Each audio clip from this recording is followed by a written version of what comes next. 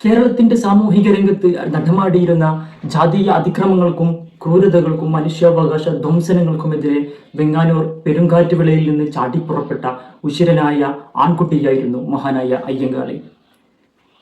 അയ്യങ്കാളിയുടെ ഉരുത്തിരിഞ്ഞ കാലം മാറ്റങ്ങളുടേതായി മാറുകയായിരുന്നു, അല്ലെങ്കിൽ മാറ്റിയെടുക്കുകയായിരുന്നു എന്ന് പറയാം. സവർണ മാടമ്പിപ്പടയ്ക്ക് അയ്യങ്കാളി എന്ന നിരക്ഷരനെങ്കിലും സാമാന്യ ജ്ഞാനയോഗിയുടെ മുമ്പിൽ അടിയറിവ് പറയേണ്ടി വന്നു എന്നതാണ് ചരിത്രം. ആ ചരിത്രത്തിൽ നിന്നാണ് ആധുനിക കേരളം രൂപപ്പെടുന്നത്. ആ മഹാനുഭാവിന്റെ 161 ജന്മദിനമാണ് നമുക്കിടയിലൂടെ കഴിഞ്ഞുപോയത്. വെങ്ങാനൂർ ദേശത്ത് കുന്നിൻ മുടിപ്പുരമേലെ വീട്ടിൽ അയ്യന്റെയും മാലയുടെയും മൂത്തപുത്രനായി 1863 ഓഗസ്റ്റ് 28 കാളി എന്ന അയ്യങ്കാളി ജനിച്ചു. അച്ഛനമ്മമാരുടെ പേര് കാളി എന്നായിരുന്നെങ്കിലും പിതാവിന്റെ പേരായ അയ്യനും ചേർത്ത് അയ്യങ്കാളി എന്ന പേരിലാണ് പിൽക്കാലത്ത് അറിയപ്പെട്ടത്. ബാല്യകൗമാരകാലം കൂട്ടുകാരുമായി ചെലവിട്ടു. സ്കൂൾ പ്രവേശനം പുലയർക്ക് നിഷേധിച്ചിരുന്നതിനാൽ പഠിക്കാൻ ഭാഗ്യം സിദ്ധിച്ചില്ല. അച്ഛനമ്മമാരോടൊപ്പം കൃഷിപ്പണികൾ പഠിച്ചു. യുവാവായ അയ്യങ്കാളി തന്റെ സമപ്രായക്കാരെ സംഘടിപ്പിച്ചുകൊണ്ട് കളരി അഭ്യാസ മുറകൾ പഠിച്ചെടുത്തു. ഇതെല്ലാം പഠിച്ചു കഴിഞ്ഞപ്പോൾ സാമൂഹിക തിന്മകൾക്കെതിരെ പൊരുതാനുള്ള കരുത്ത് സംഭരിച്ചു. 1893 സ്വന്തമായി ഒരു വില്ലുവണ്ടി വാങ്ങി അതിൽ കയറി സഞ്ചാര സ്വാതന്ത്ര്യത്തിനു വേണ്ടി റോഡിലൂടെ പരസ്യമായി ഓടിച്ചു. ആ വില്ലുവണ്ടി സമരയാത്ര ചരിത്രം സൃഷ്ടിക്കുക മാത്രമല്ല, ദൂരവ്യാപകമായ ഫലങ്ങൾ കേരളത്തിലെ നവോത്ഥാന രംഗത്ത് ഉണ്ടാക്കുകയും ചെയ്തിരുന്നു. ഈ വില്ലുവണ്ടി യാത്രയിലൂടെ അയ്യങ്കാളിയിൽ എന്തും നേരിടാനുള്ള ധൈര്യവും കൈവന്നു.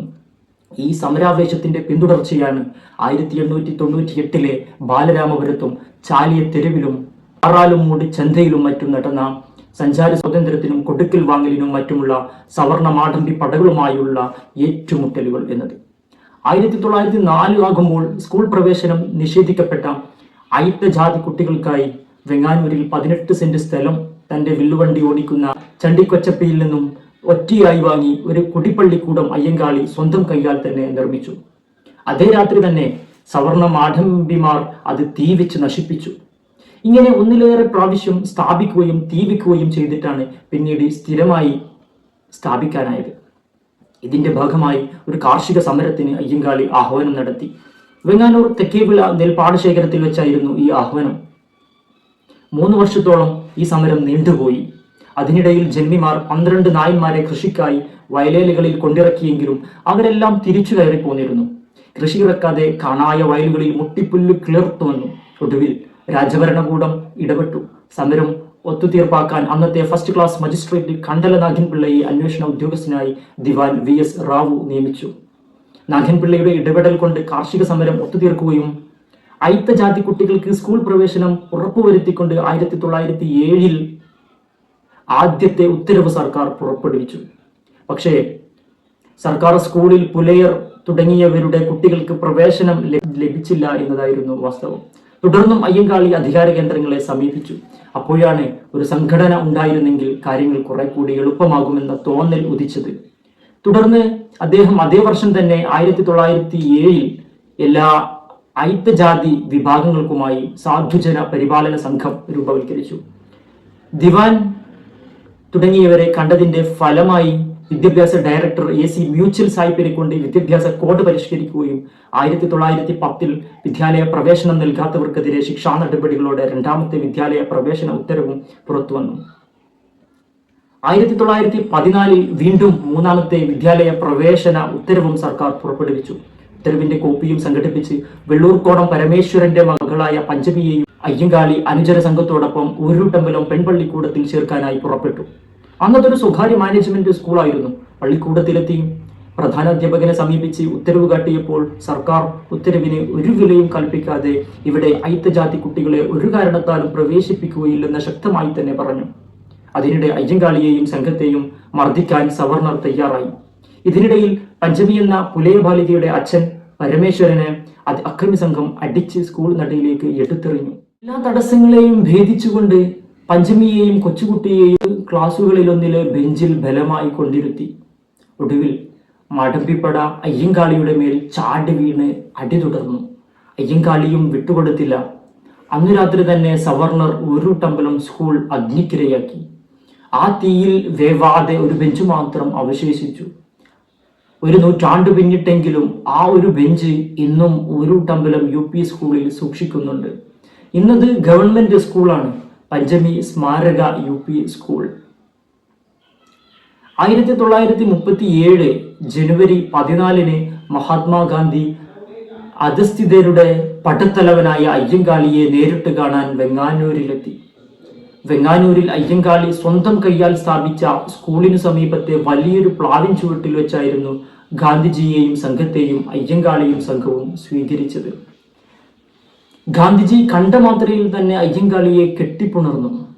പുലയ രാജാവ് എന്ന് നിങ്ങൾ വിളിക്കുന്ന അയ്യങ്കാളിയിൽ അക്ഷീണനായ ഒരു പ്രവർത്തകനുണ്ട് എന്ന് ഗാന്ധിജി അന്ന് പറഞ്ഞ ഈ വാക്കുകൾ സത്യമറിയാതെ മുഴുവനും ഗ്രഹിക്കാതെയാണ് ഇന്നത്തെ തലമുറ തെറ്റിദ്ധരിച്ചു കൊണ്ടിരിക്കുന്നത്. ഗാന്ധിജി പോകാൻ നേരം അയ്യങ്കാളി പറഞ്ഞു, എൻ്റെ സമുദായത്തിൽ നിന്ന് 10 BA വേണം. ഗാന്ധിജി തന്റെ ഹരിജൻ ഫണ്ടിൽ നിന്ന് ഒരു തുക അനുവദിക്കാനും മറന്നില്ല എന്നുള്ളതായിരുന്നു.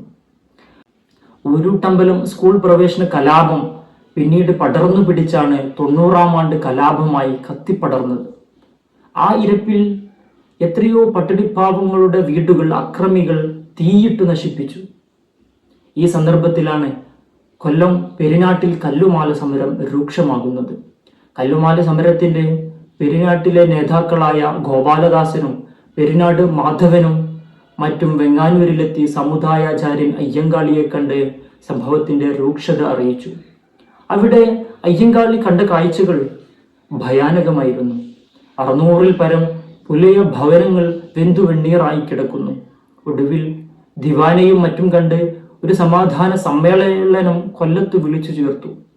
ഒരു യോഗത്തിൽ വെച്ച് പുലയ സ്ത്രീകളെ വിളിച്ചു വരുത്തി അവരെ കൊണ്ട് തന്നെ കല്ലുമാലകൾ പിച്ചാത്തി കൊണ്ട് അറുത്തെറിയിപ്പിച്ചു. 1941 മെയ്യോടെ അയ്യങ്കാളിയിൽ ആസ്മരോഗം കലശലായി ശയ്യാവലംബിയാകാൻ നിർബന്ധിതനായി. സ്കൂളിനു സമീപത്തെ കോടതി പ്രവർത്തിച്ചിരുന്ന മുറിയിലാണ് അയ്യങ്കാളി കിടന്നിരുന്നത്. ഒപ്പം മരുമകൻ TT കേശവൻ ശാസ്ത്രിയും ഉണ്ടായിരുന്നു. അവിടെ കിടന്ന് ചികിത്സകൾ മുറയ്ക്ക് നടത്തിയെങ്കിലും ഫലമുണ്ടായില്ല. 1941 ജൂൺ മാസം 18 പുലർച്ചെ 4 മണിയോടെ 77-ാം വയസ്സിൽ മഹാനായ അയ്യങ്കാളി അന്തരിച്ചു. കാലത്തിനും ചരിത്രത്തിനും ഒരിക്കലും വിസ്മരിക്കാൻ കഴിയാത്ത ആ ജീവിതം കൊണ്ട് അധസ്ഥിത ലക്ഷ്യങ്ങളുടെ പ്രയാണം സാധിച്ച സംതൃപ്തിയോടെയല്ലേയെങ്കിലും കടന്നുപോയ കേരളത്തിന്റെ നവോത്ഥാന നായകനെ പകരം വെക്കാൻ മറ്റൊരാളില്ല. അതാണ് മഹാനായ അയ്യങ്കാളി.